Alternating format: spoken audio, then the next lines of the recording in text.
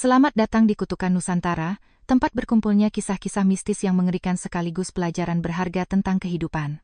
Jika ini adalah pertama kalinya Anda berkunjung, salam kenal. Saya Ardi Pratama, tuan rumah Kutukan Nusantara. Senang sekali bisa kembali menemani Anda pada jadwal tayang rutin setiap Rabu malam pukul 8.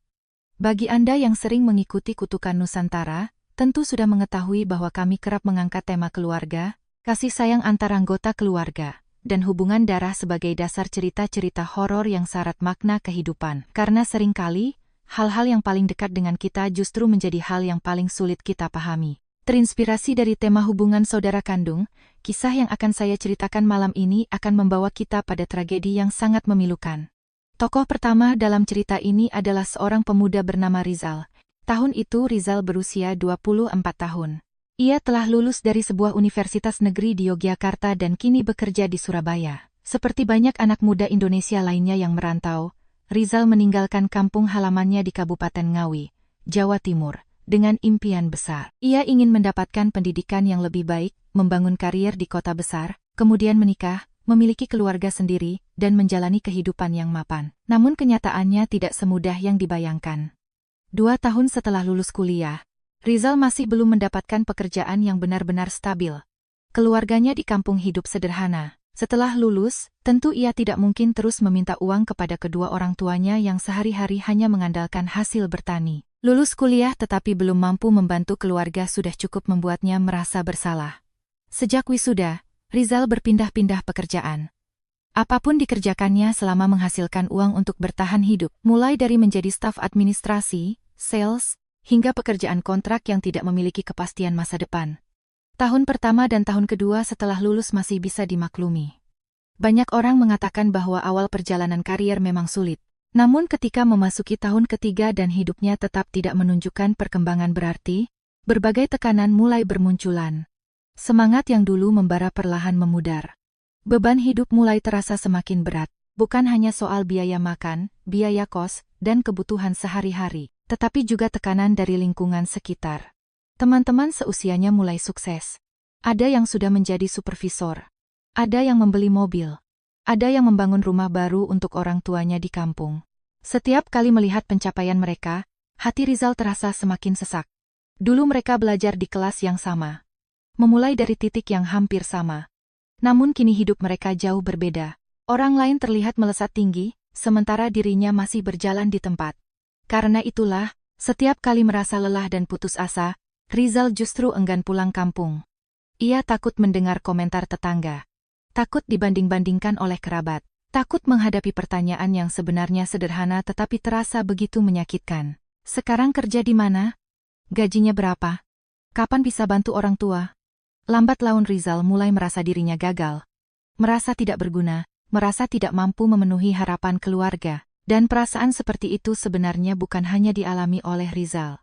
Banyak anak muda yang belum genap berusia 30 tahun pun mengalami hal yang sama ketika berjuang menghadapi kerasnya kehidupan. Di tengah semua tekanan itu, Rizal masih harus memikirkan adik kandungnya, Fajar. Tahun itu Fajar baru saja diterima di sebuah universitas ternama di Surabaya. Karena kakaknya sudah tinggal dan bekerja di kota yang sama, kedua orang tua mereka merasa tenang menitipkan Fajar kepada Rizal. Diam-diam mereka juga berharap Rizal bisa membantu membiayai kuliah adiknya. Keluarga mereka memang tidak kaya. Dan mereka hanya memiliki 2 orang anak laki-laki. Bagi sebagian orang, tanggung jawab adalah bentuk kasih sayang. Namun bagi Rizal yang hidup pas-pasan, tanggung jawab itu terasa seperti beban yang semakin berat. Penghasilannya hanya cukup untuk memenuhi kebutuhan dirinya sendiri. Kini ia harus menanggung 1 orang lagi. Akhirnya kedua bersaudara itu tinggal bersama di sebuah kamar kos mahasiswa berukuran sekitar 12 meter persegi. Meskipun bersaudara kandung, hubungan Rizal dan Fajar sejak kecil tidak pernah akur. Mereka selalu bersaing. Selalu bertengkar, tidak ada yang mau mengalah. Saat masih tinggal di kampung, hampir setiap hari mereka berkelahi karena hal-hal sepele. Karena itu, keputusan Rizal menerima Fajar tinggal bersamanya lebih karena rasa tanggung jawab daripada keinginan pribadi. Jauh di dalam hatinya, ia sebenarnya tidak menyukai keadaan tersebut. Mereka tinggal di tempat yang sama. Namun hampir tidak pernah berbicara. Rizal pergi bekerja. Fajar pergi kuliah. Kadang mereka tidak bertemu seharian penuh. Ketika salah satu pulang, yang lain sudah pergi. Ketika yang satu kembali, yang lain sudah tertidur. Begitulah kehidupan mereka berjalan dari hari ke hari. Meskipun tinggal serumah, nyaris tidak ada percakapan yang terjadi antara mereka. Hari-hari berlalu dalam keheningan yang canggung.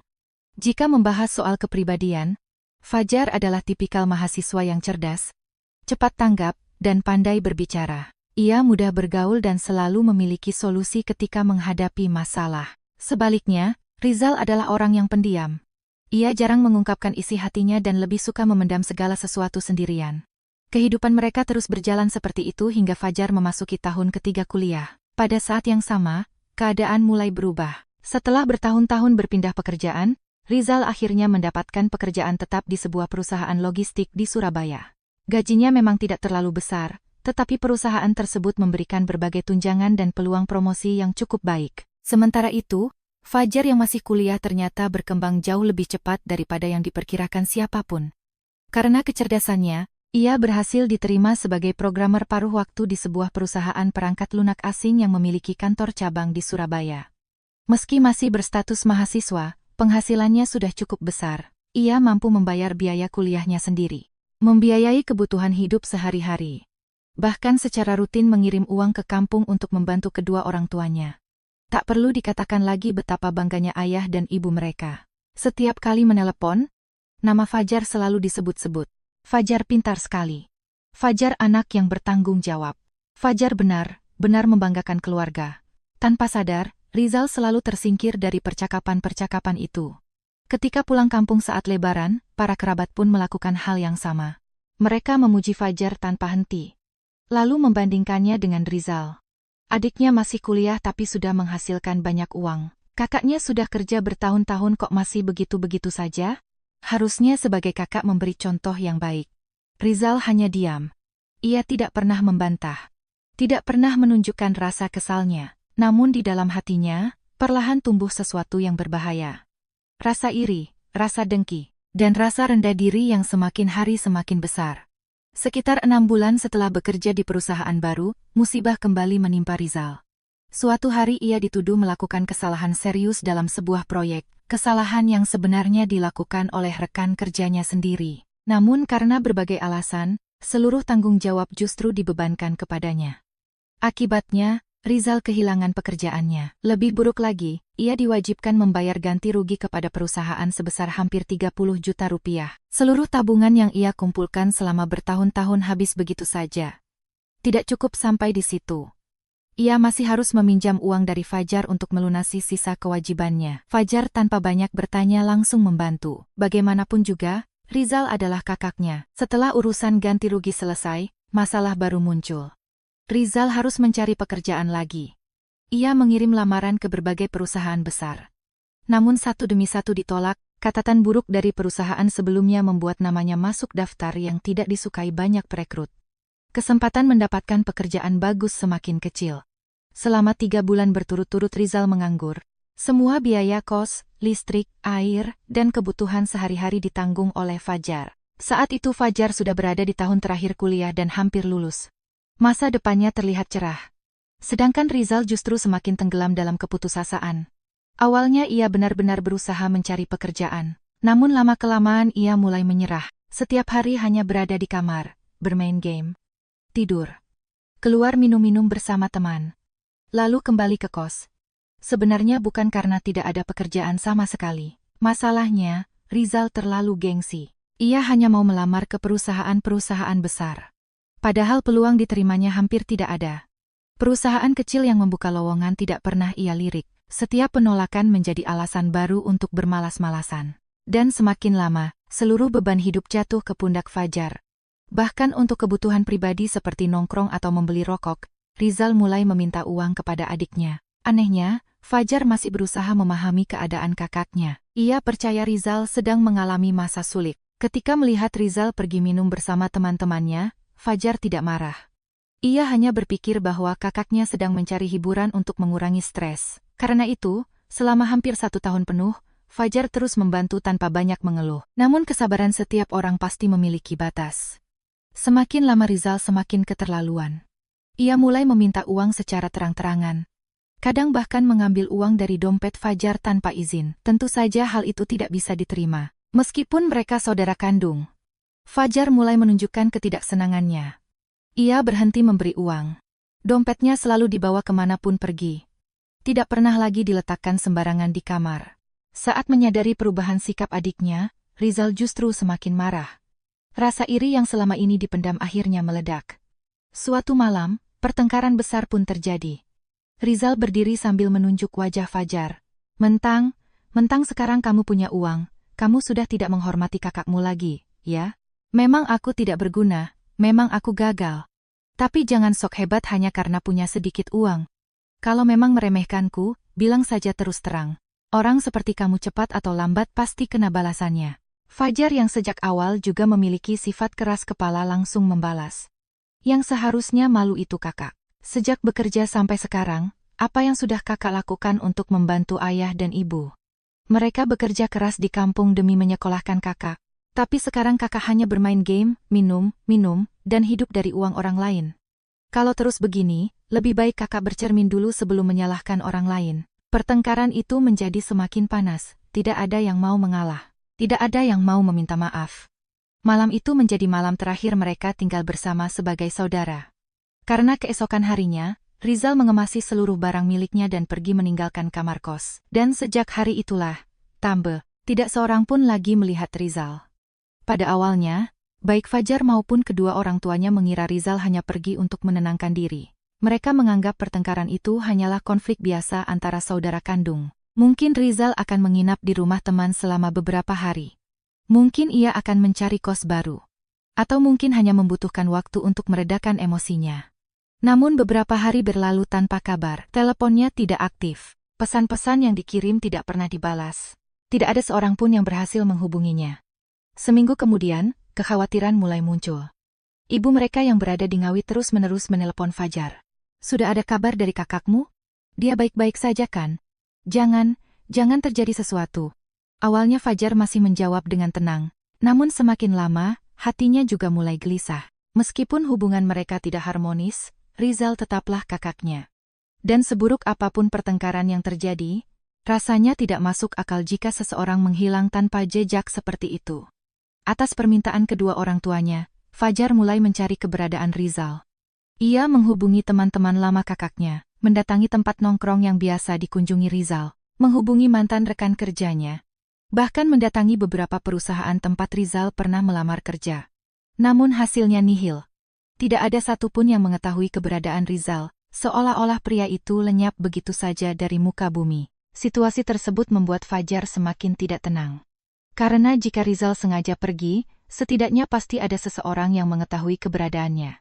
Tetapi kenyataannya tidak ada. Sama sekali tidak ada. Sebulan setelah Rizal menghilang, Fajar akhirnya melaporkan kejadian itu kepada polisi. Polisi menerima laporan dan mencatat semua keterangan yang diberikan. Namun tanpa petunjuk yang jelas, penyelidikan hampir tidak menghasilkan apapun. Tidak ada saksi, tidak ada rekaman, tidak ada tanda-tanda keberadaan Rizal. Mati atau hidup, tidak seorang pun tahu. Dan justru setelah itulah berbagai kejadian aneh mulai terjadi. Kejadian pertama dialami oleh ibu mereka. Saat itu sudah hampir 2 bulan sejak Rizal menghilang. Setiap hari perempuan tua itu menangis memikirkan anak sulungnya. Siang itu, seperti biasa, ia sedang memberi makan ayam di belakang rumah. Rumah mereka berada di sebuah desa kecil di Ngawi. Di halaman depan terdapat sebuah ayunan kain tradisional yang digantung di teras. Ayunan itu adalah tempat favorit Rizal sejak kecil. Ketika masih tinggal di rumah, ia sering berbaring di sana sambil bersiul atau bernyanyi pelan. Saat sedang menaburkan pakan ayam, tiba-tiba sang ibu mendengar suara ayunan berderit dari arah depan rumah. Kriet, kriet, kriet. Bersamaan dengan suara itu, terdengar pula siulan yang sangat dikenalnya. Siulan Rizal. Ia membeku. Jantungnya berdegup kencang. Suara itu begitu jelas. Begitu nyata. Seolah-olah Rizal benar-benar sedang duduk di sana. Rizal? Perempuan itu langsung menjatuhkan wadah pakan ayam yang dibawanya. Dengan langkah tergesa-gesa ia berlari menuju teras. Rizal, kamu pulang? Kemana saja kamu selama ini? Air mata hampir mengalir dari matanya. Namun ketika tiba di teras, tidak ada siapa-siapa, ayunan itu bergoyang sendiri. Maju, mundur, maju, mundur. Seolah ada seseorang yang baru saja bangun dari sana. Sang ibu berdiri terpaku. Perlahan-lahan ayunan itu terus bergerak. lalu tiba-tiba berhenti. Bukan berhenti secara alami, melainkan berhenti mendadak. Seakan ada tangan tak terlihat yang menahannya. Pada saat itu, bulu kuduknya langsung meremang, karena ia yakin sekali bahwa siulan yang tadi didengarnya adalah milik Rizal. Malam harinya ia menceritakan kejadian itu kepada suaminya. Namun lelaki tua itu mencoba menenangkan dirinya, mungkin hanya perasaan rindu yang terlalu besar, mungkin hanya halusinasi karena terlalu sering memikirkan anak mereka. Meskipun demikian, jauh di dalam hati, keduanya mulai merasakan sesuatu yang tidak beres. Seminggu kemudian, kejadian aneh berikutnya terjadi. Kali ini yang mengalaminya adalah sang ayah. Pagi itu ia sedang memperbaiki lantai dapur. Lantai lama sudah retak-retak dan rusak. Karena itu ia membeli semen dan memperbaikinya sendiri. Menjelang siang, pekerjaan itu selesai. Tubuhnya penuh keringat. Ia kemudian pergi ke sumur di samping rumah untuk mandi. Sekitar 15 menit kemudian, ketika kembali ke dapur, ia langsung terkejut. Di atas lantai semen yang masih basah terdapat jejak kaki manusia. Banyak sekali. Jejak-jejak itu terlihat jelas. Seolah seseorang baru saja berjalan melintasi dapur. Astaga! Siapa yang menginjak lantai ini? Ia langsung marah. Awalnya ia mengira ada anak-anak tetangga yang masuk tanpa izin. Namun setelah diperhatikan lebih seksama, jejak kaki itu berukuran besar. Jelas milik orang dewasa. Dengan kesal ia mengikuti arah jejak tersebut. Jejak itu bergerak menuju sebuah rice cooker yang berada di pojok dapur. Lalu berhenti. Hanya berhenti sampai di situ. Tidak ada jejak yang keluar lagi. Tidak ada jejak lanjutan. Seolah orang yang membuatnya tiba-tiba menghilang tepat di depan rice cooker. Tubuh lelaki tua itu mendadak terasa dingin. Dengan perasaan tidak nyaman, ia membuka tutup rice cooker. Dan saat itulah wajahnya berubah pucat. Nasi di dalamnya sudah basi, berlendir, mengeluarkan bau yang sangat tidak sedap. Padahal nasi itu baru dimasak menjelang siang. Tidak mungkin membusuk secepat itu. Perasaan takut mulai muncul. Namun kejadian yang lebih mengerikan masih menunggu mereka. Karena malam itu, ketika sang ibu masuk ke kamar lama Rizal untuk melihat album foto keluarganya, ia menemukan sesuatu yang membuat darahnya serasa berhenti mengalir. Sang ibu masuk ke kamar lama Rizal dengan niat sederhana.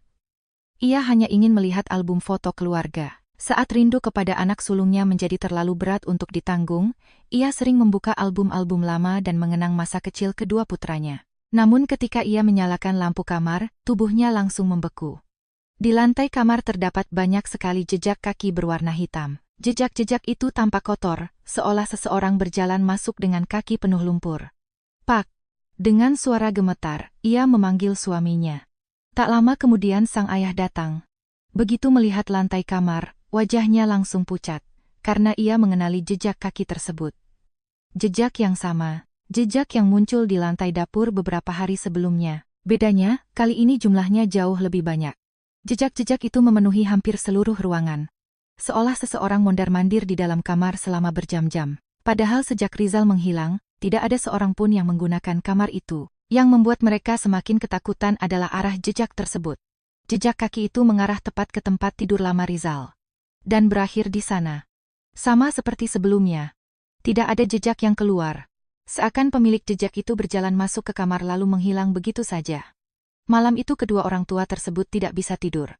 Mereka mencoba meyakinkan diri bahwa semua itu hanyalah kebetulan. Namun dalam hati masing-masing, mulai muncul ketakutan yang sulit dijelaskan.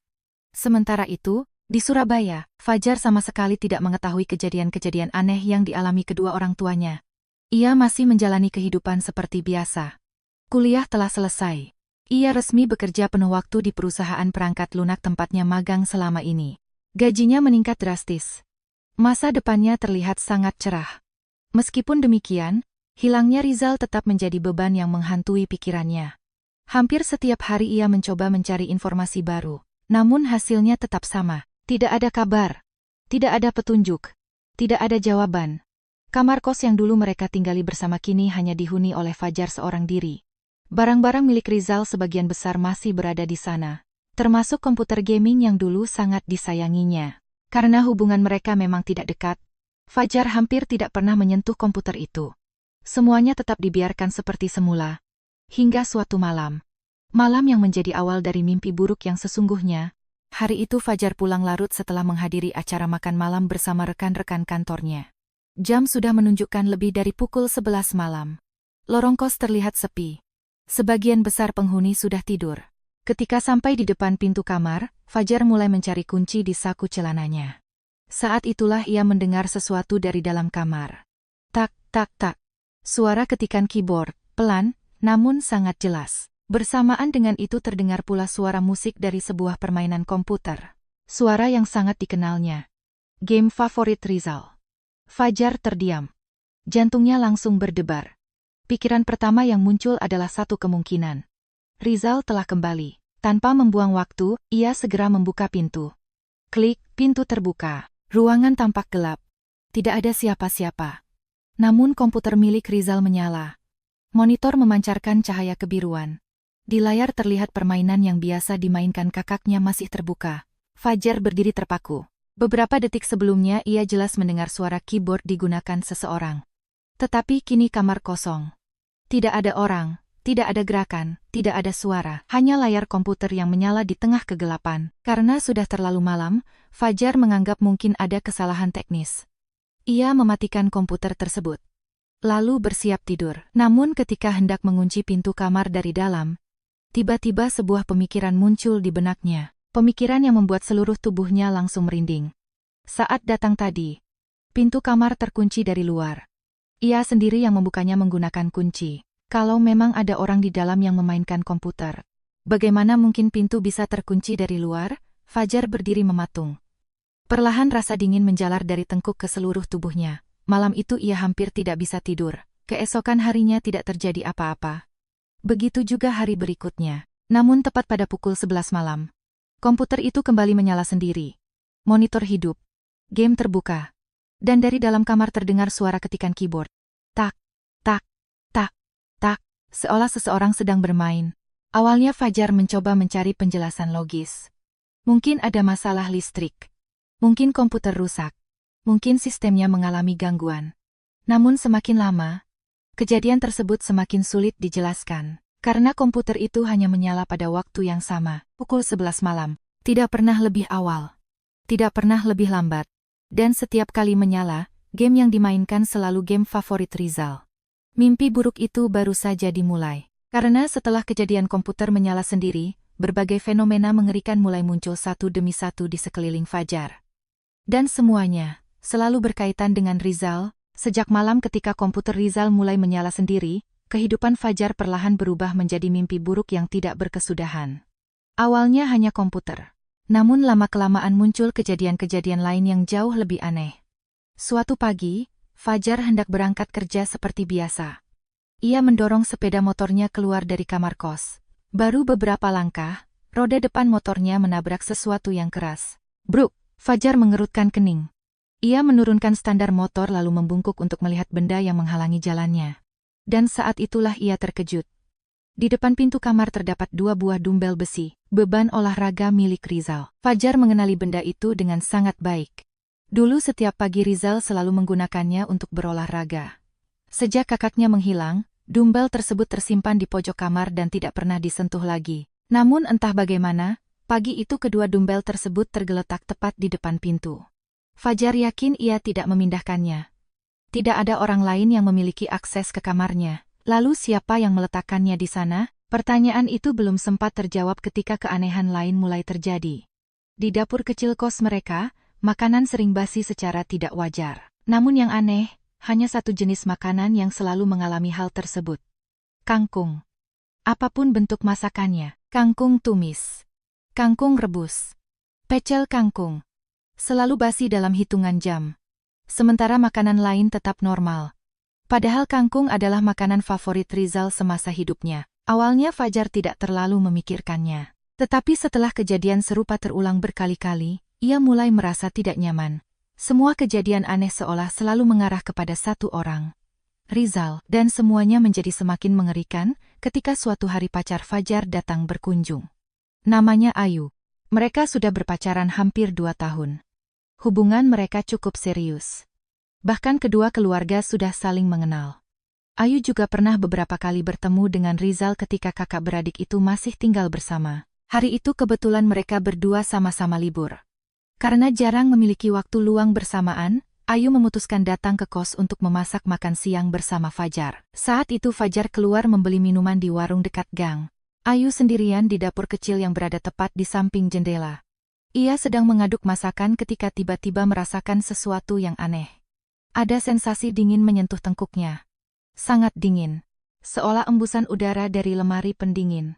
Beberapa detik kemudian, rambutnya seperti ditarik pelan dari belakang. Cekit, Ayu tersenyum. Ia mengira Fajar diam-diam kembali lalu mencoba menggodanya. Sebentar lagi matangkok, katanya sambil tertawa kecil. Namun tarikan itu kembali terasa, kali ini sedikit lebih kuat. Cekit, cekit, cekit. Beberapa helai rambutnya tertarik ke belakang. Ayu masih mengira itu ulah Fajar. Namun beberapa saat kemudian tarikan itu berubah menjadi jauh lebih kuat. Bukan lagi seperti bercanda, melainkan seperti seseorang menggenggam rambutnya dengan seluruh tenaga. Aduh!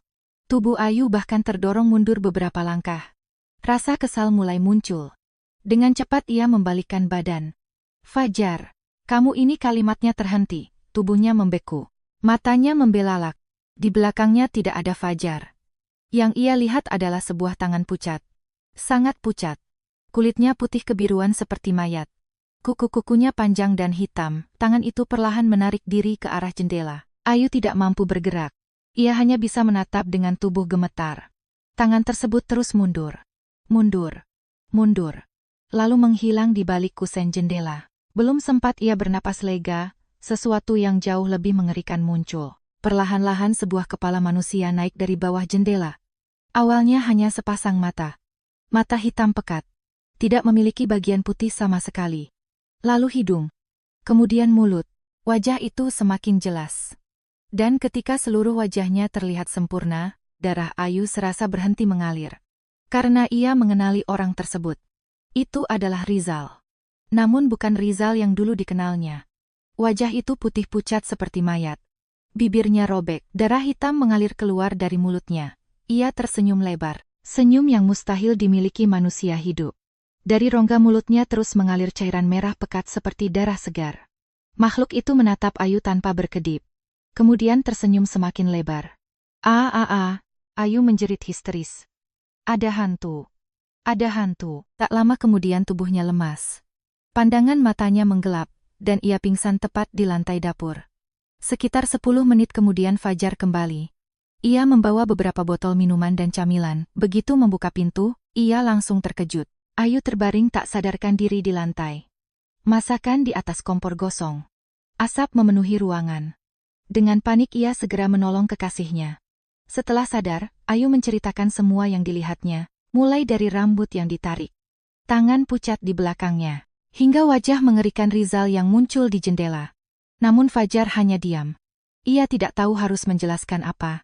Karena sebenarnya, ia sendiri juga mulai mengalami banyak kejadian yang tidak masuk akal. Hanya saja selama ini ia berusaha meyakinkan dirinya bahwa semua itu memiliki penjelasan logis. Tetapi setelah mendengar cerita Ayu, untuk pertama kalinya, keyakinannya mulai goyah. Dan tidak lama kemudian, Fajar akhirnya melihat sosok Rizal dengan matanya sendiri. Malam itu hujan turun rintik-rintik di luar kos. Jam menunjukkan sekitar pukul 2 dini hari.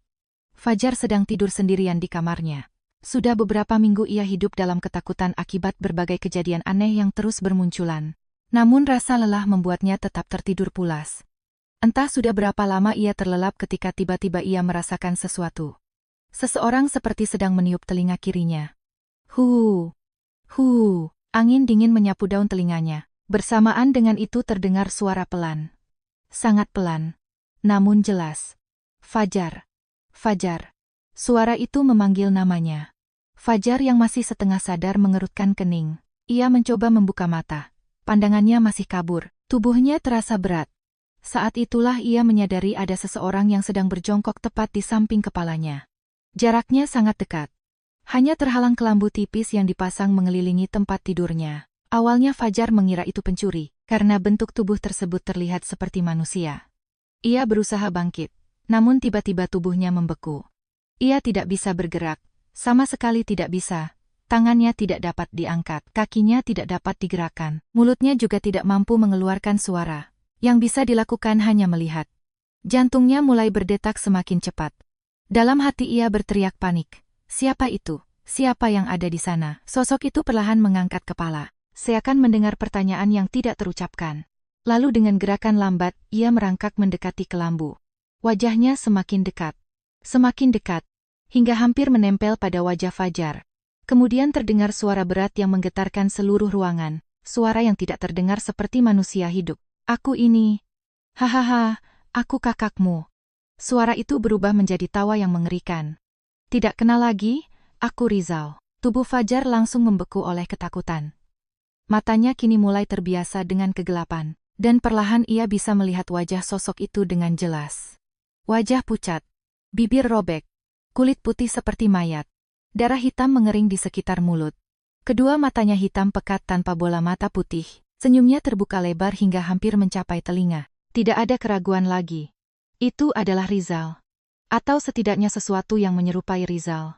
Fajar ingin berteriak, ingin lari. Namun tubuhnya tetap lumpuh. Makhluk itu tertawa. Suara tawanya terdengar seperti berasal dari dalam sumur yang sangat dalam. Ayo ikut aku. Di bawah sana menyenangkan. Sangat menyenangkan. Ayo ikut kakak. Fajar merasakan air mata mulai mengalir. Ia mencoba berdoa di dalam hati. Namun pikirannya kacau. Makhluk itu tiba-tiba berhenti tertawa. Senyumnya menghilang. Wajahnya berubah penuh kebencian. Suasana kamar mendadak menjadi sangat dingin. Lalu suara berat itu kembali terdengar. Kali ini penuh kemarahan. Kau lupa? Aku sudah mati. Aku sudah mati. Fajar. Mata hitam itu membelalak. Wajahnya berubah mengerikan. Dan sebelum Fajar sempat bereaksi, kedua tangan panjang makhluk itu menembus kelambu. Tangan pucat dengan kuku hitam yang panjang. Tangan itu langsung mencengkeram leher Fajar. Cek! Fajar merasakan tekanan luar biasa. Napasnya tersumbat. Ia berusaha melawan. Namun tubuhnya masih tidak bisa bergerak. Satu-satunya yang mampu dilakukan hanyalah meronta dalam pikirannya. Ampun, ampun kak. Jangan. Jangan. Tetapi sosok itu tidak berhenti. Cengkeramannya semakin kuat. Dan semakin kuat. Pandangan Fajar mulai kabur. Dadanya terasa seperti akan meledak. Suara dengungan memenuhi telinganya. Tepat sebelum kehilangan kesadaran, ia masih sempat melihat senyum mengerikan di wajah Rizal. Lalu semuanya menjadi gelap. Ketika terbangun keesokan paginya, matahari sudah bersinar melalui jendela kamar. Fajar langsung duduk dengan napas terengah-engah. Ia memandang ke sekeliling. Tidak ada siapa-siapa. Kamar tampak normal. Kelambu masih terpasang seperti biasa. Komputer Rizal mati. Tidak ada tanda-tanda kehadiran siapapun. Selama beberapa detik ia mencoba meyakinkan dirinya bahwa semua itu hanya mimpi buruk. Namun saat menelan ludah, rasa sakit luar biasa muncul di lehernya. Ah! Fajar memegang lehernya. Dan saat melihat bayangannya di cermin kecil kamar, wajahnya langsung pucat. Di lehernya terdapat bekas cengkeraman. 5 bekas kuku yang jelas terlihat. Kulitnya memerah dan membengkak. Beberapa bagian bahkan tampak seperti tergores benda tajam. Semua itu membuktikan satu hal. Apa yang terjadi semalam bukan mimpi. Sejak malam itu, gangguan semakin menjadi-jadi. Hampir setiap malam sosok Rizal muncul, kadang berdiri di sudut kamar. Kadang duduk di depan komputer. Kadang muncul di dekat pintu sambil menatapnya tanpa berkedip. Dan setiap kali muncul, makhluk itu selalu mengucapkan kalimat yang sama. Ayo ikut aku. Tinggal bersamaku. Di sana lebih menyenangkan. Mengapa engkau belum datang? Gangguan tersebut berlangsung berhari-hari. Lalu berminggu-minggu. Fajar tidak lagi bisa tidur dengan tenang. Tubuhnya semakin kurus. Wajahnya pucat. Matanya cekung. Rekan-rekan kerjanya mulai menyadari perubahan itu. Namun tidak ada yang mengetahui penyebab sebenarnya. Karena Fajar tidak berani menceritakan apapun. Ia takut dianggap gila. Takut tidak dipercaya. Dan yang paling penting, ia takut jika menceritakannya, sosok Rizal akan menjadi semakin marah. Namun ternyata penderitaan Fajar masih belum mencapai puncaknya. Karena tidak lama kemudian, kehidupannya mulai berubah dengan cara yang jauh lebih aneh dan mengerikan. Seolah-olah seseorang sedang perlahan mengambil alih dirinya. Hari-hari berikutnya menjadi masa paling kelam dalam hidup Fajar. Gangguan dari arwah Rizal tidak pernah berhenti. Bahkan semakin sering, semakin nyata, dan semakin sulit dibedakan antara kenyataan dan halusinasi. Fajar mencoba berbagai cara untuk melindungi dirinya. Ia meminta nasihat dari teman-temannya. Ada yang menyuruhnya membaca doa-doa tertentu. Ada yang menyarankan memanggil ustaz, ada pula yang menyuruhnya pindah kos. Namun anehnya, Tidak ada satupun yang berhasil. Sosok Rizal tetap datang. Tetap muncul. Tetap menatapnya dengan mata hitam yang kosong. Setiap malam. Setiap hari. Tanpa henti. Tak lama kemudian, perusahaan asing tempat Fajar bekerja mengumumkan kabar yang mengejutkan. Kantor cabang di Surabaya akan ditutup. Operasional perusahaan dipindahkan kembali ke negara asal mereka. Para pegawai asing akan dipulangkan. Sedangkan sebagian besar karyawan lokal harus diberhentikan. Fajar termasuk salah satunya. Memang ia menerima uang pesangon. Namun kehilangan pekerjaan di tengah kondisi mental yang sudah hancur membuat hidupnya semakin berantakan. Apalagi selama berbulan-bulan terakhir, kesehatan Fajar terus menurun. Kurang tidur. Stres, ketakutan berkepanjangan, tubuhnya menjadi kurus kering. Kulitnya pucat. Matanya cekung. Ia tampak seperti orang yang sedang sakit parah. Karena tidak lagi bekerja, Fajar menghabiskan sebagian besar waktunya di kamar kos. Awalnya ia berniat beristirahat untuk memulihkan kondisi fisik dan mentalnya. Namun sesuatu yang aneh mulai terjadi. Tanpa sadar, ia mulai melakukan kebiasaan-kebiasaan yang dulu dilakukan Rizal. Awalnya hanya hal kecil. Suatu pagi ia menemukan dirinya sedang berolahraga menggunakan dumbbell milik Rizal. Padahal sebelumnya ia tidak pernah menyukai olahraga angkat beban. Beberapa hari kemudian, ia pergi ke pasar. Tanpa alasan yang jelas, ia membeli kangkung, banyak sekali kangkung, kemudian merebus dan memakannya. Padahal ia sendiri tidak terlalu menyukai sayuran itu. Hari berikutnya ia membeli kangkung lagi, dan lagi, dan lagi. Setiap hari, seolah ada dorongan yang tidak dapat dijelaskan. Lebih aneh lagi ketika ia mulai menyalakan komputer milik Rizal. Bermain game yang dulu dimainkan kakaknya. Menghabiskan berjam-jam di depan layar. Persis seperti yang biasa dilakukan Rizal ketika masih hidup, kadang-kadang Fajar tersadar. Ia bertanya kepada dirinya sendiri. Kenapa aku melakukan ini? Kenapa semua kebiasaan ini terasa begitu alami? Namun pertanyaan itu tidak pernah mendapatkan jawaban. Hari demi hari berlalu, dan perubahan tersebut semakin jelas. Seakan kepribadiannya perlahan berubah menjadi seseorang yang lain. Menjadi Rizal. Atau mungkin, menjadi wadah bagi sesuatu yang berasal dari Rizal. Suatu hari hujan turun sangat deras sejak pagi. Langit Surabaya tampak gelap. Awan hitam memenuhi seluruh kota. Meski cuaca buruk, Fajar tetap memutuskan keluar rumah. Ia mendapat panggilan wawancara kerja di sebuah perusahaan baru. Kesempatan itu terlalu penting untuk dilewatkan. Dengan mengenakan jas sederhana dan membawa map berisi dokumen lamaran, ia mengendarai sepeda motor menuju lokasi wawancara. Jalanan licin akibat hujan. Air menggenang di berbagai titik. Namun Fajar tetap melaju. Entah mengapa pikirannya terasa kosong sepanjang perjalanan. Bahkan beberapa kali ia hampir tidak sadar sedang mengendarai motor. Ketika melewati sebuah persimpangan, tiba-tiba roda depan motornya tergelincir. Semuanya terjadi begitu cepat. Motor oleng, tubuhnya terlempar. Brak, kepalanya menghantam sesuatu yang keras. Orang-orang di sekitar langsung berlari menghampiri. Namun anehnya, setelah beberapa saat, Fajar bangkit sendiri. Ia tampak baik-baik saja, tidak ada luka serius, tidak ada darah, tidak ada patah tulang. Bahkan ia masih bisa berjalan. Beberapa orang menyarankan agar ia pergi ke rumah sakit, tetapi Fajar menolak. Menurutnya ia hanya mengalami benturan ringan. Setelah mengucapkan terima kasih kepada orang-orang yang menolongnya, ia kembali ke kos. Tidak seorang pun mengetahui bahwa kecelakaan kecil itu akan menjadi awal dari tragedi berikutnya. Sejak hari itu, Ayu mulai kesulitan menghubungi Fajar. Pesan tidak dibalas. Telepon tidak diangkat. Awalnya ia mengira Fajar hanya sedang sibuk. Namun setelah 2 hari berlalu tanpa kabar, rasa khawatir mulai muncul. Pada hari ketiga, Ayu memutuskan datang langsung ke kos. Ketika tiba di sana, suasana terasa sangat sepi. Pintu kamar Fajar tertutup rapat. Ia mengetuk. Tidak ada jawaban. Mengetuk lagi. Tetap tidak ada jawaban. Ayu mulai panik. Dengan bantuan pemilik kos, pintu akhirnya dibuka paksa. Dan saat itulah mereka menemukan sesuatu yang mengerikan. Fajar terbaring di lantai kamar. Tubuhnya sudah tidak bergerak, sudah dingin, sudah meninggal dunia. Jeritan Ayu memecah kesunyian koridor kos. Polisi segera datang.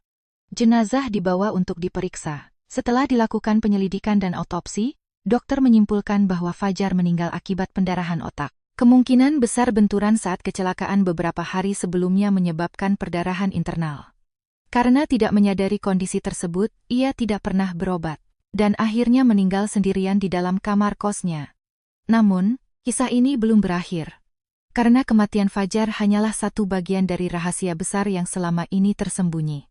Rahasia yang baru terungkap hampir 3 tahun kemudian, rahasia yang menjelaskan apa yang sebenarnya terjadi pada malam saat Rizal menghilang, dan mengapa arwahnya terus kembali menghantui adiknya. Hampir 3 tahun telah berlalu sejak kematian Fajar. Waktu terus berjalan. Namun luka yang ditinggalkan tragedi itu tidak pernah benar-benar sembuh. Di sebuah desa kecil di Kabupaten Ngawi, kedua orang tua mereka menjalani hari-hari dalam kesepian. Dalam kurun waktu beberapa tahun, mereka kehilangan kedua putra mereka. Yang satu menghilang tanpa jejak, yang satu lagi meninggal secara mendadak. Tidak ada penderitaan yang lebih berat bagi orang tua selain harus menguburkan anak-anak mereka sendiri. Meskipun demikian, misteri hilangnya Rizal masih belum terpecahkan. Tidak ada makam, tidak ada jasad, tidak ada kepastian, hanya tanda tanya yang terus menghantui kehidupan mereka. Sampai akhirnya, pada suatu hari, kebenaran yang selama ini tersembunyi muncul ke permukaan. Saat itu pemerintah kota Surabaya sedang melakukan proyek perbaikan jaringan listrik bawah tanah di kawasan sekitar Pasar Atom. Beberapa ruas jalan dibongkar untuk memperbaiki kabel-kabel lama yang sudah rusak. Pekerjaan berlangsung seperti biasa. Para pekerja menggali tanah di salah satu titik yang telah ditentukan. Namun ketika penggalian mencapai kedalaman tertentu, sekop salah seorang pekerja menghantam sesuatu yang keras. Awalnya mereka mengira itu batu. Tetapi setelah tanah di sekitarnya dibersihkan, mereka menyadari bahwa benda tersebut bukan batu sama sekali, melainkan tulang manusia. Para pekerja langsung menghentikan pekerjaan. Polisi segera dipanggil, area penggalian dipasang garis pembatas. Proses evakuasi dilakukan dengan hati-hati. Semakin banyak tanah disingkirkan, semakin jelas bentuk kerangka tersebut. Itu adalah jasad manusia yang telah lama terkubur. Dari kondisi tulang belulangnya, para ahli memperkirakan korban telah meninggal bertahun-tahun sebelumnya. Penyelidikan pun dilakukan. Melalui berbagai pemeriksaan forensik, identitas korban akhirnya berhasil diketahui, dan hasilnya membuat semua orang terkejut. Kerangka itu adalah milik Rizal, pria yang selama bertahun-tahun dinyatakan hilang tanpa jejak. Pria yang kematiannya menjadi sumber dari seluruh kejadian mengerikan itu. Namun penemuan jasad hanyalah awal, karena setelah identitas korban diketahui, polisi kembali membuka penyelidikan lama. Dan perlahan-lahan, potongan-potongan kebenaran mulai tersusun. Malam ketika Rizal menghilang ternyata tidak pernah terjadi seperti yang dibayangkan semua orang. Setelah pertengkaran besar dengan Fajar, Rizal memang sempat mengemasi barang-barangnya dan meninggalkan kos. Tetapi itu hanya berlangsung sementara. Malam harinya, sekitar pukul 10 malam, ia kembali lagi. Saat tiba di kos, Fajar belum pulang. Yang berada di dalam kamar hanyalah Ayu. Ayu sedang menunggu Fajar sambil belajar dan beristirahat. Selama ini Rizal sebenarnya telah lama menyimpan perasaan yang tidak pantas terhadap Ayu. Namun karena Ayu adalah kekasih adiknya sendiri, ia selalu menekan keinginan tersebut. Sayangnya, malam itu keadaan berbeda. Hubungannya dengan Fajar sudah hancur. Rasa iri, kebencian, dan kemarahan yang selama ini dipendam telah menguasai pikirannya. Melihat Ayu sendirian di kamar membuat niat buruk muncul dalam dirinya. Rizal mencoba memaksa Ayu. Ia berusaha melakukan tindakan yang sangat keji. Ayu ketakutan dan berusaha melawan. Untungnya, tepat pada saat itu Fajar pulang. Melihat apa yang terjadi, Fajar langsung menyelamatkan Ayu. Situasi menjadi kacau. Pertengkaran hebat pun terjadi. Ayu yang panik segera meninggalkan kos. Ia tidak berani tinggal lebih lama. Yang tersisa di dalam kamar hanyalah dua bersaudara itu. Rizal dan Fajar, malam yang sudah dipenuhi kebencian akhirnya berubah menjadi bencana. Mereka saling memukul, saling menyerang, saling melampiaskan semua dendam yang telah menumpuk selama bertahun-tahun. Tidak ada lagi hubungan kakak dan adik. Yang ada hanyalah dua orang yang dikuasai amarah. Pertarungan semakin brutal. Di tengah perkelahian, Rizal mengambil sebilah golok dapur. Ia mengayunkannya ke arah Fajar. Fajar berhasil menghindar. Dalam kepanikan, ia meraih pisau cutter besar yang biasa digunakan untuk keperluan kuliah dan pekerjaan. Perkelahian berubah menjadi pertarungan hidup dan mati. Tidak ada yang mau berhenti. Tidak ada yang mau mengalah. Hingga akhirnya, Fajar menusukkan pisau itu ke tubuh Rizal. Sekali, dua kali, tiga kali, dan terus berlanjut. Dalam keadaan dikuasai amarah dan ketakutan, Fajar kehilangan kendali. Ia terus menikam. Berkali-kali. Hingga tubuh Rizal terjatuh. Tidak bergerak lagi. Darah memenuhi lantai kamar, keheningan yang mengerikan menyelimuti ruangan. Barulah saat itu Fajar menyadari apa yang telah terjadi. Kakaknya telah mati. Di tangannya sendiri. Ketakutan menguasai dirinya. Ia tidak berpikir untuk menyerahkan diri. Ia tidak berpikir untuk meminta bantuan. Yang ia pikirkan hanyalah menyembunyikan semuanya. Malam itu juga ia membungkus jasad Rizal, kemudian membawanya keluar secara diam-diam. Kebetulan di kawasan dekat Pasar Atom saat itu sedang ada proyek penggalian infrastruktur. Dalam kepanikan dan ketakutan, Fajar memanfaatkan lokasi tersebut. Ia menyembunyikan jasad kakaknya di sana, lalu kembali menjalani hidup seolah tidak pernah terjadi apa-apa. Keesokan harinya, ia melaporkan Rizal hilang.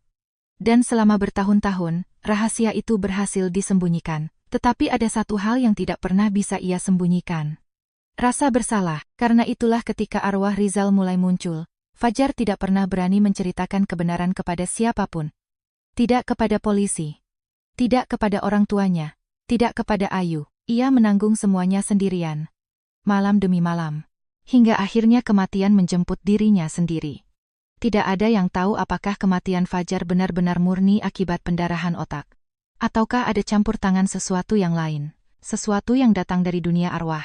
Sesuatu yang selama ini terus memanggilnya untuk ikut pergi. Tidak seorang pun dapat memastikan. Yang jelas, tragedi itu telah menghancurkan satu keluarga sepenuhnya. Dari 4 anggota keluarga yang pernah hidup bersama, hanya tersisa 2 orang tua renta yang harus menghabiskan sisa hidup mereka dalam kesedihan. Sahabat Kutukan Nusantara. Melalui kisah ini, ada pelajaran yang sangat berharga. Perselisihan antar saudara adalah hal yang wajar. Perbedaan pendapat juga tidak bisa dihindari. Namun ketika iri hati, gengsi, dan kebencian dibiarkan tumbuh tanpa kendal, Rizal dan Fajar berasal dari rahim yang sama, dibesarkan oleh orang tua yang sama. Seharusnya mereka saling melindungi, saling menguatkan, bukan saling menjatuhkan. Pada akhirnya, tidak ada seorang pun yang menang. Tidak ada seorang pun yang memperoleh kebahagiaan. Yang tersisa hanyalah penyesalan dan air mata kedua orang tua yang kehilangan segalanya. Ingatlah, kesuksesan tidak seharusnya menjadi alasan untuk merendahkan saudara sendiri. Kegagalan juga tidak boleh menjadi alasan untuk membenci keberhasilan orang lain. Karena keluarga adalah tempat kita kembali ketika seluruh dunia meninggalkan kita. Saudara kandung adalah orang yang akan memahami masa lalu kita lebih baik daripada siapapun. Jangan sampai rasa iri menghancurkan hubungan yang seharusnya menjadi sumber kekuatan. Hargailah keluarga selagi masih ada. Sayangilah saudara-saudara kita selagi masih memiliki kesempatan. Sebab ketika penyesalan datang, seringkali semuanya sudah terlambat. Terima kasih telah mengikuti kisah ini bersama Kutukan Nusantara. Sampai jumpa dalam kisah misteri berikutnya.